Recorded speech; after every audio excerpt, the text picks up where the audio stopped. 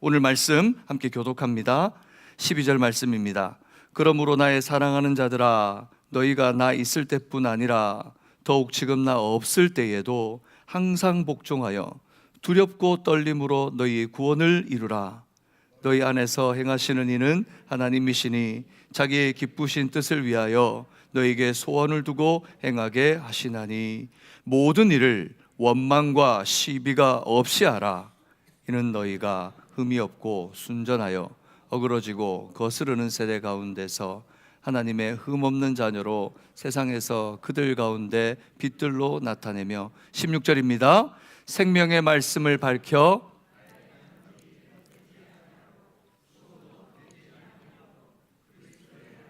내가 자랑할 것이 있게 하려 함이라. 아멘. 우리 좌우에 있는 분들에게 다시 한번 격려합시다. 말씀이 능력입니다. 말씀이 소망입니다. 그렇습니다. 말씀밖에 없습니다. 오늘 제가 일부 예배를 드리면서 여러분 만나는 게 너무 감격스러웠는지 1부 때부터 목이 메어가지고 지금까지 이렇게 목을 쓸 수가 없는 상황입니다. 좀 이해해 주시고 여러분, 그리고 이제 시차 적응 중이라 아마 좀 몽롱한 상태에서 하다 보면 잘못 읽거나 실수할 부분이 있으니까 여러분 양해해 주시길 부탁드립니다. 제가 한 3주 정도 어쨌든 생각하지 못한 상황에 조금 더 한국에 머물면서 많은 이들을 만나고 많은 상황들을 보게 됐습니다. 제가 올해 10년 넘게 방문하지 못했던 고국에 방문하고 교회를 만나고 성도를 만나고 또 많은 목사님들을 만나면서 얼마나 다채로워지고 그리고 풍성해진 한국의 모습인지 모르겠습니다. 그런데 왠지 이 풍성해져 있는데 행복해 보이지 않고 쫓겨다니는 것 같은 그런 모습들을 보게 돼요. 교회들이 많이 세워져 있지만 곳곳에 교회입니다. 십자가가 없는 곳이 없고 한 길 건너 하나의 교회가 있는 아주 놀라운 광경도 보게 됩니다. 예전보다 더 많이 교회가 세워진 것 같아요. 그런데 그것보다 더 놀라운 것은 교회 청년들이 떠나고 출산율이 저조해서 주일학교가 없고 그리고 성도들은 대면 예배보다 이제 영상 예배에 더 편해져 있는 그런 세대를 봅니다. 좋고 나쁨을 떠나서 한국 교회를 보면서 위태로운 감정, 또 기도해야 될 감정, 그런 감정 속에 우리 방주 선교회를 떠올려 보면 참 하나님께서 이런 공동체를 주신 것이 감사하다는 생각이 듭니다. 여러분이 있어 감사하고 이 교회가 있어 감사합니다. 하나님께서 이런 교회를 주신 것이 감사하다는 걸 늘 기억하시고, 여러분 어쩌면 평범하게 지나갈지 모르겠지만 이것이 감사한 일입니다. 우리 좌우에 있는 분들에게 다시 한번 인사합시다. 함께 있어 감사합니다. 정말 함께 있어 감사합니다. 함께 예배 드릴 수 있어 감사하고, 오늘 이 바울이 빌립보 교회에게 하는 이 메시지는 사실 그 감사함 가운데 바울이 빌립보 교회에게 전하는 메시지입니다. 빌립보 교회는 사실 바울과 뗄래야 뗄 수 없는 관계입니다. 그래서 12장 12절에 보면 바울이 이 빌립보 교회를 향해서 편지를 쓰면서 이렇게 말을 이어갑니다. 그러므로 나의 사랑하는 자들아, 그러므로 나의 사랑하는 자들아. 여러분 연애 편지 써보셨죠? 연애 편지를 쓸 때 그 첫머리에 뭘 써야 될까? 썼다가 지웠다가 썼다가 지웠다가, 여러분 어떤 말로 시작해야 될지 구겼다가 폈다가, 이 첫머리에 이 첫 인사를 쓰는 것이 참 쉽지가 않습니다. 그런데 사도 바울이 이 빌립보 교회를 향해 서신을 쓰면서 첫머리에 쓰는 그의 마음을 담아 표현하는 마음이 바로 그 호칭이 나의 사랑하는 자들아 였습니다. 하나님께서 그때 그 빌립보 교회 성도들을 사랑하시는 것처럼 여러분들도 사랑하시는 줄 믿습니다. 그 사랑으로 오늘 우리를 부르셨고 교회로 모으셨으며 말씀하고 있습니다. 빌립보 교회와 바울은 영적으로 부자와 관계가 같습니다. 바울은 복음 증거의 수고로 교회를 낳았고, 교회는 영적인 아버지 바울을 기쁨으로 섬겼습니다. 특별히 빌립보 교회는 이 바울이 사역을 하는 동안 물질적 후원자가 되어 주었습니다. 바울이 곳곳에서 복음 증거를 할 때에 필요한 것들을 공급해 주는 좋은 동역자가 되었죠. 뿐만 아니라 이 바울이 옥중에 갇혀 있을 때조차 에바브로 디도라고 하는 형제를 보내어서 돕게 했을 정도로 이 온 교회가 바울을 사랑하고 존경했습니다. 여러분, 성도가 목회자를 사랑하고 목회자가 성도를 사랑하는 교회는 행복한 교회입니다.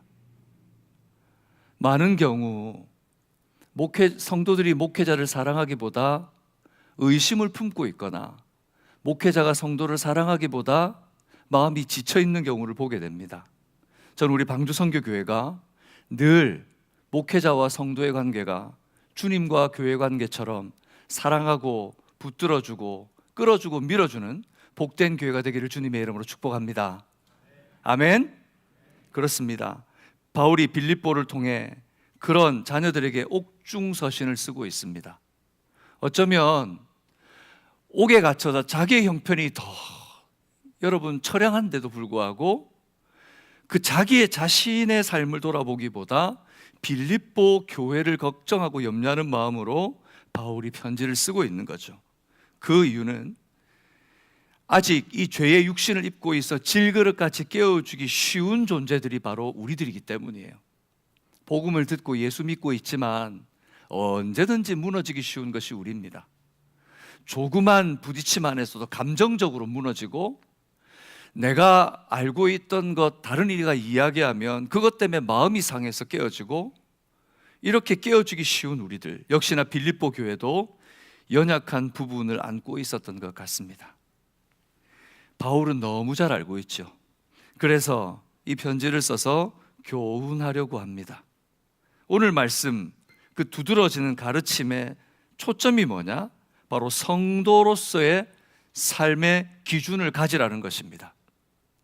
성도로 부름받은 우리에게서 가장 근본적인 삶의 우선순위는 나의 만족이 아니라 하나님의 기뻐하시는 일이 무엇인가 초점을 맞춰야 된다고 말하고 있는 거예요. 그래서 바울은 로마에 있는 성도들에게 권면할 때도 동일하게 이야기합니다. 우리가 정말 성도로서 어떻게 무엇을 위해 살 것인가? 너희는 이 세대를 본받지 말고 오직 마음을 새롭게 함으로 변화를 받아 하나님의 선하시고 기뻐하시고 온전한 뜻이 무엇인지 분별하도록 하라 말씀하셨습니다.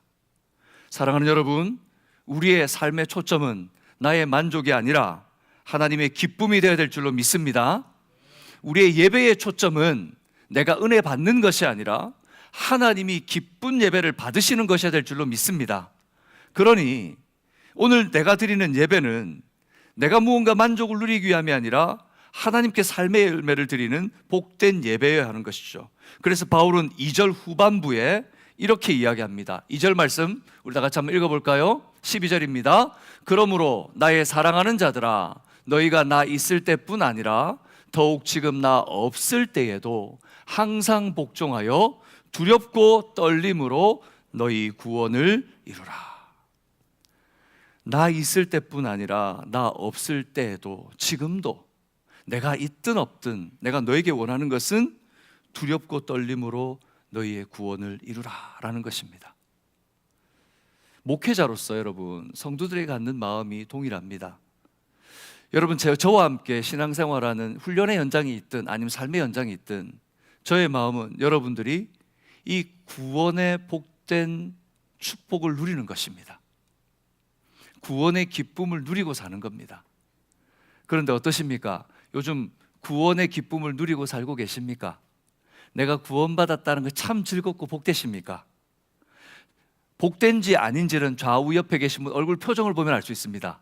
한번 보세요. 어떤 표정하고 있는지. 또 보라니까 미소를 짓는 분들이 계세요.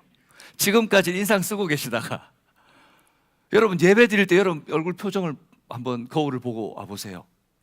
내가 예배 드릴 때 나의 표정이 어떤지, 내가 하나님의 말씀을 받을 때 내 마음의 태도가 어떤지. 오늘 바울은 두렵고 떨림이란 표현을 해요.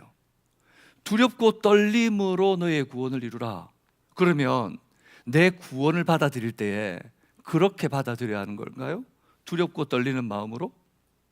내가 예배 안 드리면 하나님께서 막 하늘에서 천벌을 내리셔가지고 내가 차를 타고 가다가 어디 가다가 뒤집어질 것 같고, 내가 하나님 앞에 조금 말씀에 조금 어긋나면 하나님께서 나를 벌을 내리실 것 같으니까 내가 그거 하나하나 내가 어기지 말고 내가 이 말씀 다 지켜야지. 그런데 그 말씀을 지키며 사는 것이 너무 짐이 되는 거예요. 정말 이 두렵고 떨림이란 그런 의미일까요? 두려워해라, 징계와 공포를 말하는 것일까요? 아닙니다. 이 두려움은 거룩하신 하나님을 사랑하기 때문에 나타나는 경외감을 이야기합니다. 사랑하기 때문에 나타나는 경외감. 여러분 어떠세요? 여기 계신 분들, 혹시 연애하고 결혼하신 분들, 우리 남편과 아내가 같이 앉아 계신 분들, 처음 만났을 때 떨림이 있었지 않아요? 얼굴 표정을 보니까 떨림이 없었던 것 같네요. 우리가 누군가를 만날 때 너무 사랑하면 떨리잖아요. 떨려요. 내가 정말 존경하는 사람 만나면 떨려요. 그 사람 앞에서 손을 잡고 싶은데 손을 잡는 그 손도 떨려요. 왜 그렇습니까? 그냥 마음에 품은 사람을 만났다는 것만으로도 우리는 그 사랑에 반응을 하게 돼 있어요. 그런데 하나님을 만난 자들은 어떻겠습니까? 그러니 주님을 믿는다고 하는 것, 그것은 사랑하는 마음으로 주님께 나아가는 거라는 거죠. 그리고 구원을 이루라 라고 하는 문장은 어쩌보면 이 말씀 때문에 사람들이 오해할 때가 많습니다. 구원을 이루라 그러셨으니까 내 힘과 내 노력으로 무언가를 완성하라는 것처럼 듣습니다. 그래서 신앙생활하면서 마구 달려갑니다. 내가 기도도 열심히 하고 찬송도 열심히 하고 예배도 열심히 드리고 열심히 달려가고 내가 열심을 내어서 나의 힘과 노력으로 하면 그것이 구원이라고 생각합니다. 그런데 여러분, 하나님께서 말씀하시는 이 구원을 이루라라고 하는 이 표현은 사실은 두렵고 떨림이라고 하는 단어와 연속성이 있습니다. 무슨 말입니까? 사랑하는 마음으로 하나님 아버지가 내게 베푸신 그 복음의 역사에 동참하는 것, 그것이 바로 구원을 이룬다라는 의미입니다. 하나님 이미 예수 그리스도 안에서 모든 구원을 이루신 줄로 믿습니다. 믿으십니까? 그런데 우리는 그 예수님께서 이루신 구원보다 무언가 더 열심히 해야 될 것 같아요. 열심히 해야 될 것 같아요. 그러다가 옆 사람하고 비교해가지고 내 열심이 떨어지면 마치 내 믿음이 적은 것 같이 보여요. 아니라는 거예요. 아니라는 겁니다. 이 구원을 이루라라고 하는 말은 이미 베푸신 복음의 역사, 바로 그 하나님의 뜻에 온전히 내 삶을 맡기고 순종하는 삶을 살라는 것입니다. 무슨 말입니까? 하나님을 사랑하고 그 뜻에 순종하는 구원받는 성도의 삶, 이 삶을 살라 바울은 권면하고 있는 것입니다. 사랑하는 여러분, 어쩌면 우리는 신앙생활하면서 많이 지쳐 있는 것 같습니다. 왜 지쳐 있는가? 우리 힘으로 하려고 해요. 두 손을 꽉 움켜쥐고 무언가 잡을 것처럼 달려갑니다. 또 어떤 이들은 아예 이 노력조차 하지 않고 그냥 자신을 맡기는 자들도 있습니다. 하지만 오늘 여러분에게 바울이 한 권면으로 다시 권면합니다. 하나님의 사랑을 회복하시기를 주님의 이름으로 축복합니다. 하나님 사랑하십시오. 하나님 사랑하십니까? 라고 묻는다면 아멘으로 답할 수 있기를 또 여러분에게 축복합니다. 그 이유를 13절에서 이렇게 말합니다. 왜 이렇게 해야 하는가? 우리 같이 읽을까요? 너희 안에서 행하시는 이는 하나님이시니 자기의 기쁘신 뜻을 위하여 하나님께서 우리를 통해 이 구원의 역사가 이루어지는 것을 무엇보다 기뻐하십니다. 하나님인 우리의 이 구원을 기다리셨습니다. 여러분, 어쩌면 우리는 예수 믿는 것이 우연이라고 생각하고 내가 이렇게 주님 앞에 나와서 예배 드리는 것을 그냥 일상의 그냥 한 부분이라고 생각하지만, 여러분, 이 자리에 나와 있는 것이 하나님의 은혜라는 사실을 잊지 마시기 바랍니다. 저는 이번 한국에서 많은 이들을 만나면서 내가 정말 예수 믿고 잘 살 것 같던 그 사람들, 정말 신앙생활 열심히 할 것 같은 그 사람들이 믿음의 자리를 떠난 모습을 많이 보고 왔습니다. 분명히 우리의 상식적으로 생각할 때 그들이 믿음을 떠나서는 안 되는데 믿음의 자리에 없는 이들을 발견하고 와요. 우리가 건재할 것 같고 우리의 힘으로 노력하면 믿음 생활 잘할 것 같지만 우리가 얼마나 연약한 존재인지 다시 한번 보게 됩니다. 하나님께서는 이런 우리를 오늘 붙드셔서 이 예배의 자리와 우리의 입술로 예수 그리스도가 주라고 고백하게 하시는 것은 그래서 기적입니다. 기적이에요. 그런데 우리는 그 기적을 기적이라고 생각하지 않습니다. 그래서 그 뜻대로 행할 능력으로 하나님께서 우리에게 부으시고 도우신다는 거예요. 그래서 13절에 분명히 말하잖아요. 너희 안에서 행하시는 이는 하나님이시니, 우리 안에서 믿음으로 우리에게 그 걸음을 걷게 하시는 분은 누구시다? 하나님이십니다. 그리고 우리에게 소원을 두고 행하게 하신다고 말씀하세요. 그렇습니다, 여러분. 나의 노력은 어쩌면 작은 사랑과 순종일 뿐일지 모르겠습니다. 우리가 주님 믿고 따라가는 것이 우리가 생각해 볼 때 하나님 저는 이것밖에 안 돼요 라고 말할 수도 있지만, 그러나 하나님께서는 그 믿음의 길을 순종으로 걷는다면, 그 연약함으로 말씀에 순종해서 구원의 약속을 붙든다면 하나님이 너무 기뻐하셔서 어떤 풍파 속에서도 보호하시고 세상이 말할 수 없는 능력으로 그 풍파를 뚫고 나가게 하실 것을 저는 믿습니다. 사랑하는 여러분, 세상은 모든 것들이 사그라져 이제 어둠 속에 묻혀 있지만 하나님 믿는 자들에게는 이 어둠 속에서도 소망을 보게 하실 줄로 믿습니다. 그러니 여러분, 그들처럼 우리도 권면하시는 말씀을 들읍시다. 바로 내게 주신 이 구원을 끝까지 붙들고 이 구원의 은혜를 누리는 삶을 사는 거예요. 오늘 여러분, 제가 이번 여행을 하면서 사실 한 3주 동안 시간을 지나면서 많은 방문을 하게 됐습니다. 제가 계획하진 않았지만 아침, 점심, 저녁으로 약속이 잡혀서 많은 사람들을 만나게 됐습니다. 근데 만나면서 듣는 것은 뭐냐면, 오랜 동안 제가 가르쳤던 제자들, 그리고 저와 함께 신앙생활했던 모교의 형제들 만나면서 신앙생활하면서 여전히 마음속에 해결하지 못한 많은 마음들로 가득 차 있는 거예요. 근데 문제는 뭐냐면 그 마음들이 원망으로 또 누군가를 향해 이 마음을 쏟아내지 못해서 힘들어하는 것들로 가득 차 있었고, 어떤 이들은 교회를 떠나서 복음을 떠나 살고 있는 친구들을 만나기도 했습니다. 그래서 아침 저녁으로 찾아갔습니다. 만나서 이야기하고 복음을 전하고 그들을 다시 한번 믿음으로 세우는 것이 사실 이번 3주간의 여정이었습니다.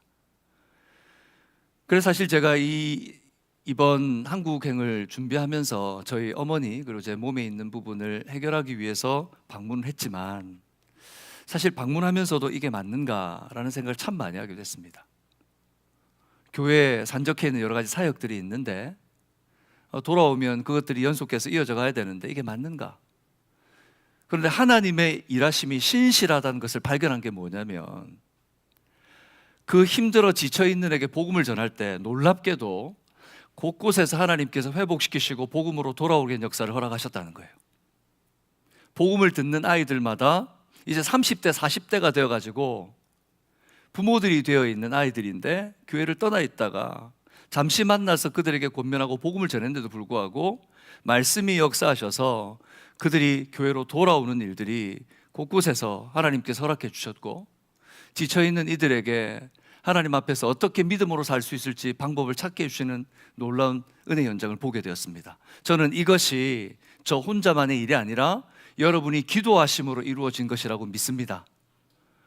하나님께서는 이렇게 구원을 붙들기로 연약한 제 몇 마디였지만 가서 몇 마디를 그냥 하나님께서 허락하셔서 털어놓았을 뿐인데 하나님께서는 그 구원의 역사를 이루시는 것을 보게 하시면서 제가 여러분들과 함께 만나면서 어떤 메시지를 같이 나눠야 될까 고민하는 중에 오늘 이 메시지를 전하게 되었습니다. 다시 한번 여러분에게 권면합니다. 어떤 무엇보다 여러분의 구원이 내게 지금 충만한가를 다시 확인하십시오. 내가 정말 예수 믿고 사는 것이 복된지를 다시 한번 확인하십시오. 그것이 시작이어야 합니다. 혹시 뭔가 노력하려고 했다면 이 시간 다 내려놓으십시오. 그리고 오늘 바울은 빌립보 성도들에게 그 걸음을 걷는다면 경계해야 될 것이 있다라고 몇 가지를 경고하는데, 먼저 14절 말씀입니다. 우리 같이 읽겠습니다. 모든 일을 원망과 시비가 없이 하라. 다시 한번 읽겠습니다. 모든 일을 원망과 시비가 없이 하라. 원망은 무엇입니까? 원망은 컴플레인이죠. 불평입니다. 누군가를 탓을 하려는 마음의 태도입니다. 시비는 뭡니까? 다툼입니다. 시시비비를 가리겠다는 거죠. 오늘 이 권면은 사실 예수 그리스도를 믿고 구원의 감격을 맛보고 사는 사람들이 대부분 우리의 시선이 어디가 있냐면 성령 충만해서 일어났던 영적인 것들이 충만한 것이 마치 하나님 안에서 구원의 감격을 누리고 있는 자들이라고 생각하지만, 정말 실제적인 면에서 구원의 삶은 내 삶의 현장에서 성령 충만을 사는 것인데, 그것은 내 말과 내 행동에서 구원받은 자의 삶이 나타나는 것입니다. 그런데 사탄은 우리가 그렇게 살지 못하도록 덫을 뿌려 놓습니다. 그것이 무엇인가? 바로 원망과 시비입니다. 원망과 시비. 우리가 예수 믿고 믿음의 길 걸어가지만 정당함을 주장하고 싶을 때가 있죠. 그래서 이유 없는 비단, 아니 말씀대로 순종하려고 노력하는 평가가 절하될 때 원망하고 싶습니다. 그리고 열심히 예수 믿고 살아가는데 우리의 삶에 여전히 변화가 없을 때 우리 속에 알지 못하는 원망이 일어납니다. 우리가 누군가에게 그 일의 정당함에 대해서 물음을 받을 때 옳고 그름을 따져보고 싶은 마음이 들 때가 있습니다. 그리고 우리가 하나님 앞에 이렇게 말하죠. 하나님, 이 정도면 그럴 수밖에 없지 않습니까? 하나님, 이 정도면 그렇게 할 수 있잖아요 라고 스스로를 변호하고 싶은 마음이 들 때가 있습니다. 여러분 어떠십니까? 원망과 시비가 일어날 때가 없지 않습니까? 우리가 우리 속에 있는 원망, 이것은 내 안에서도 일어날 수 있지만 바깥에서도 우리에게 주어질 수 있습니다. 그래서 잘못하면 이 원망이 우리의 마음을 사로잡아서 이 시시비비를 가리려고 한 마음 때문에 정말 해야 될 본질을 잃어버리고 살 때가 많죠. 15절은 이렇게 말합니다. 같이 읽어볼까요? 이는 너희가 흠이 없고 순전하여 어그러지고 거스르는 세대 가운데서 하나님의 흠없는 자녀로 세상에서 그들 가운데 빛들로 나타나며. 바울은 이 세대를 말하면서 어그러지고 거스르는 세대라고 정의합니다. 이 세대 사람들이 문제를 풀어가고 자신을 주장하며 살아가는 방식이 뭐냐? 바로 원망과 시비라는 겁니다. 어두운 세상 속에서 자신들이 가지고 있는 이 문제를 밟고 딛고 일어서 자기의 것을 주장하고 살피고 붙들려고 하는 것, 이 세상이 하는 방식이죠. 그런 어두운 세상 속에서 하나님은 구원받는 우리를 세상의 빛으로 세우시기를 원하십니다. 그런데 우리가 이 세상 사람들처럼 원망하고 시시비비를 가리는 것이 옳다고 생각하며 살아간다면, 정말 이 세대 사람들의 방식대로 나의 옳음, 나의 원망을 풀려고만 한다면 우리가 정말 이 세상의 빛으로 세상 앞에 나타날 수 있을까요? 사람들은 우리를 보면서 그래, 우리와 달라, 우리와 다른 삶의 방식, 우리보다 더 나은 삶을 산다고 그리스도인들이라고 그렇게 말할 수 있을까요? 이 연약함을 아시게 주님께서 가르치신 기도에 이렇게 말씀하셨습니다. 마태복음 6장 12, 13절 같이 읽어볼까요? 우리가 우리에게 죄 지은 자를 사하여 준 것 같이 우리 죄를 사하여 주시옵고 우리를 시험에 들게 하지 마시옵고 다만 악에서 구하시옵소서. 우리 다시 한번 읽겠습니다. 시작. 우리가 우리에게 죄 지은 자를 사하여 준 것 같이 우리 죄를 사하여 주시옵고 우리를 시험에 들게 하지 마시옵고 다만 악에서 구하시옵소서. 이것이 바로 구원받은 자들이 이 땅을 살며 살아가야 될 삶의 방식이라는 겁니다. 우리에게 죄 지은 자를 어떻게 해주라고요? 사하여 주라고요. 어떻게?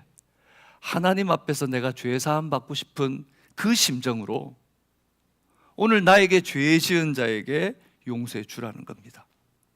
내게 시험이 옵니까? 그럼 그 시험에 대해서 어떻게 반응하라는 것입니까? 그 시험이 하나님의 것이 아닌 줄 알고 하나님께서 구하게 해달라고 하나님 앞에 무릎 꿇으라는 것이죠. 그리고 악에서 구해달라 하나님께 부르짖으라는 것입니다. 오히려 우리는 이 현장에서 용서를 배우고 시험을 이기고 악에서 구하실 하나님을 기대하고 말씀과 기도로 담대히 맞서야 한다 말하는 것입니다.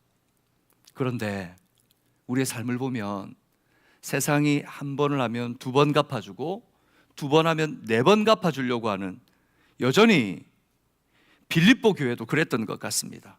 원망과 시비가 그들 앞에 있어서 굴하지 않으려고 하는 그들의 모습이 있었던 것 같아요. 그래서 오늘 사도 바울은 말하는 것입니다.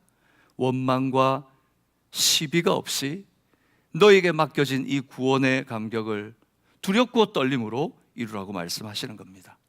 사랑하는 여러분, 믿음 생활하면서 시시비비를 가지고 싶을 때가 많습니다. 원망이 일어날 때가 많습니다. 그러나 나를 위해 십자가를 진 예수 그리스도를 묵상하시기 바랍니다. 그 주님이 만약에 우리에게 시시비비를 가린다고 하면 우리는 어떤 처지에 이르게 되겠습니까? 오히려 우리가 해야 될 것은 그 주님의 사랑을 기억하고 감사해야 하는 것이죠. 두 번째, 16절에 왜 우리가 오늘 이 구원의 감격을 온전히 이루어야 하는가? 생명의 말씀을 밝혀라고 16절 상반절에 말하고 있습니다. 생명의 말씀을 밝혀. 저를 따라서 한번 해볼까요? 생명의 말씀을 밝혀라. 생명의 말씀을 밝혀라. 이것이 하나님의 명령이었습니다. 하나님은 우리가 생명의 말씀을 밝히는 사명을 가진 자들로 살기를 원하십니다.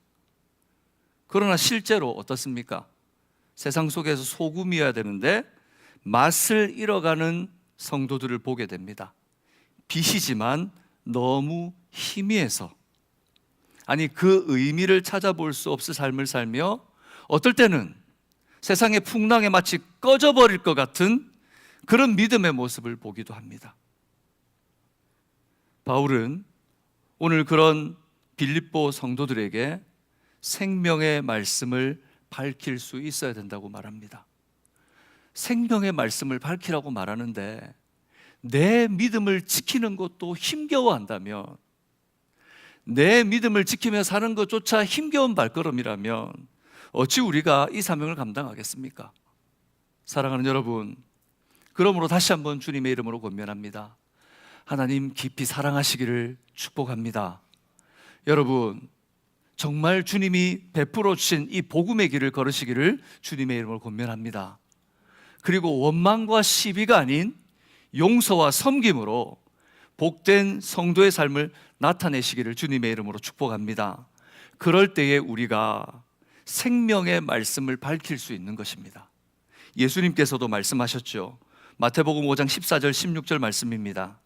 너희는 세상의 빛이라. 산 위에 있는 동네가 숨기지 못할 것이요. 15절 읽을까요?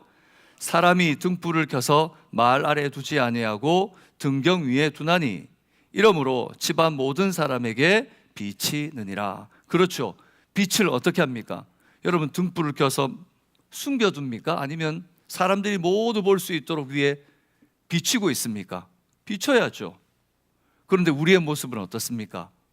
내가 빛이라고 말씀하셨고 너희가 빛이 되라고 하셨는데 여러분은 드러나는 빛의 모습으로 살고 있습니까? 아니면 나를 감추고 계십니까? 그리고 16절 연하여 이와 같이 말씀합니다. 같이 읽겠습니다. 이같이 너희 빛이 사람 앞에 비치게 하여 그들로 너희 착한 행실을 보고 하늘에 계신 너희 아버지께 영광을 돌리게 하라. 결국 하나님께서 우리에게 원하시는 것은 하나님 앞에 영광을 돌리는 삶을 사는 것입니다. 신앙의 기쁨, 구원의 기쁨의 목적은 우리가 무언가를 많이 누리는 것이 아닙니다. 우리 신앙의 가장 큰 비밀은 우리가 감히 영광스러운 하나님께 영광을 돌려드릴 수 있는 바로 그 아름다운 삶의 혜택을 누린 자라는 것을 깨닫는 것입니다. 사랑하는 여러분, 바울이 빌립보 교회를 향한 소망과 기대도 그랬습니다. 그래서 16절 하반부에 보면 이렇게 얘기하죠. 나의 다름질이 헛되지 아니하고 수고도 헛되지 아니하므로 그리스도의 날에 내가 자랑할 것이 있게 하려 함이라. 바울이 뭐라고 얘기합니까? 너희가 믿음의 길을 걷는 것은 다름 아닌 나의 기쁨이다. 그리고 나의 기쁨은 다름 아닌 바로 우리 하나님이 기뻐하시는 일이다. 우리가 정말 살아야 될 삶, 하나님이 정말 기뻐하시는 것, 그것은 바로 내가 하나님께서 허락하신 마땅한 이 구원의 감격을 누리며 사는 것입니다. 무언가 많이 하는 것이 아니고 무언가 많이 이루는 것이 아닙니다. 우리가 위대해지는 것이 아니라 위대하신 하나님을 예배하는 것입니다. 사랑하는 여러분, 저는 이번 한국 방문을 하면서 교회 안에서 일어나는 신앙의 문제, 그리고 세상 밖에 일어나는 시련 앞에 답하지 못하는 그 모습을 보면 안타까웠지만, 물론 모든 사람이 그런 것은 아니었습니다. 그 중에 가장 안타까운 것은 이 세상의 원망과 시비에 빛을 잃어버리고 신앙을 포기한 자들이었습니다. 분명히 신앙생활 잘하던 친구였습니다. 그 친구가 그렇게 하나님을 떠날 거라고는 저도 상상하지 못했습니다. 그런데 그 친구를 만났을 때 그 친구의 입에서 나오는 말은 신이 있다는 것을 저는 믿지 못하겠다는 것이었습니다. 그리고 그 저녁 이 친구와 밤 10시에 그 친구를 만나게 달려가서 1시간 동안 복음을 나누었습니다. 그리고 돌아와 그 친구에게 복음을 전한 그 복음의 열매가 맺히기를 기도했죠. 그리고 미국에 돌아와서 이런 편지를 받았습니다. 목사님, 미국 잘 도착하셨나요? 며칠 동안 일이 바빠서 인사하는 걸 놓쳤습니다. 제 모습은 많이 변했었지만 그 늦은 시간에 안 본 지 한참 된 제자를 위해서 허겁지겁 달려오신 모습은 하나님이었다면 이런 모습이 아닐까 싶을 정도로 감동이었고도 감사했습니다. 저는 원래도 모순된 사람을 싫어하고 그런 사람이 되지 않기 위해서 노력하며 살고 있는데, 말씀을 듣고 나를 들여다보니 제가 바로 성경 한 번 제대로 읽어본 적이 없으면서 하나님이 없다고 말하는 사람이더라고요. 목사님, 그간 신앙적인 어려움도 컸지만 인생에 있어서 그 사건들이 너무 컸고 한 5년 정도는 거의 매일 죽어야지 하면서 살 정도로 저를 내려놓았습니다. 이제 목사님의 말씀을 나누면서 소망을 갖고 조금씩 노력해보고 믿음을 갖기로 결단합니다. 정말 감사합니다. 저는 정말 성도로서 우리가 해야 될 가장 복된 일은 뭔가? 내가 구원의 감격을 받는 것이지만 또 내가 누군가에게 이 구원의 감격을 전할 수 있는 자리에 있는 거라고 생각합니다. 여러분, 우리가 VIP를 작정하고 기도하고 있습니다. 여러분이 기도하는 VIP를 향해 어떤 노력, 또 어떤 기도, 어떤 마음으로 그들에게 다가가고 있습니까? 하나님이 우리를 향해 기뻐하시는 일은 바로 온전한 구원에 동참하는 삶입니다.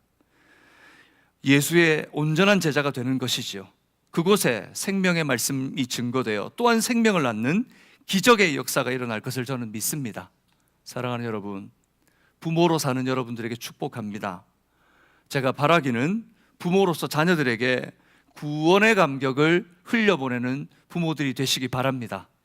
우리를 보면서 다른 것보다 참 우리 엄마 아빠는 예수 믿는 기쁨이 많은 것 같아. 여러분 주위에 있는 직장에 있는 동료들에게 예수 믿는 구원의 기쁨이 무엇인지 증가하실 수 있기를 주님의 이름으로 축복합니다. 저는 13년 동안 만난 이 친구들이 저를 보면서 감사했던 그 내용 중에 제가 또 감사하게 되는 것은 뭐냐면, 그 13년 전에 이제 30대, 40대가 된 이 친구들이 그 30대 치열한 속에서 이제 자기들이 아기를 낳고 살다 보니까 그 당시에 저희를 위해 시간을 내고 헌신했던 목사님의 모습을 생각해 보니까 다시 한번 감사한다는 거예요. 어떻게 그럴 수 있었는지. 근데 제가 저를 돌아보면 저도 제 힘으로 했던 게 아니었습니다. 거의 진짜 복음을 전하기 위해서 미쳐 살았죠. 하나님이 주신 마음 때문이었습니다. 그리고 지금 돌아보면서 너무 감사한 것은 제 그 모습을 통해 누군가 복음을 받을 수 있는 마음을 전했다는 것입니다. 사랑하는 여러분, 사도 바울도 오늘 빌립보 이 편지를 쓰면서 동일한 마음이었을 거라고 생각합니다. 내가 만난 그 예수를 이 빌립보 성도들에게 증거하면서 당신의 구원의 감격을 잊지 마시고 세상의 원망과 시비 가운데 마음을 놓지 마시고 하나님의 생명의 말씀을 밝힐 수 있는 구원받은 자로서의 감격을 누리는 삶을 사십시오. 오늘 바로 빌립보 성도들에게 말하고 있는 것입니다. 저는 우리 사랑하는 방주 성도교회 모든 우리 성도님들이 그런 기쁨을 누리시기를 주님의 이름으로 축복합니다. 말씀을 맺겠습니다. 하나님이 기뻐하시는 일은 무엇보다 먼저 여러분 나를 구원하신 그 사랑을 알고 내가 구원의 감격을 누리는 삶을 사는 것입니다. 그러니 여러분 누군가를 위해 또는 무엇을 하기 위해가 아니라 오늘 내가 예수 그리스도를 온전히 믿고 감격하고 있나를 먼저 들여다보십시오. 또한 구원받는 자로서 세상과 교회 앞에서 온전한 제자로 자라는 우리의 모습을 기대하십니다. 우리 교회의 사명선언이 무엇입니까? 예수의 생명의 풍성한 그 삶을 사는 것입니다. 그리고 마침내 내가 생명의 복음이 흘러가는 축복의 통로로 쓰임받는 삶을 사는 것, 그것이 우리 주님이 원하는 것입니다. 여기 모인 방주의 모든 가족들이 하나님이 기뻐하시는 일에 동참하는 신실한 동역자 되시기를 주님의 이름으로 축복합니다. 그리고 나의 기쁨을 붙들고 이 싸움에서 승리하는 주님의 일꾼들 되시기를 축복합니다.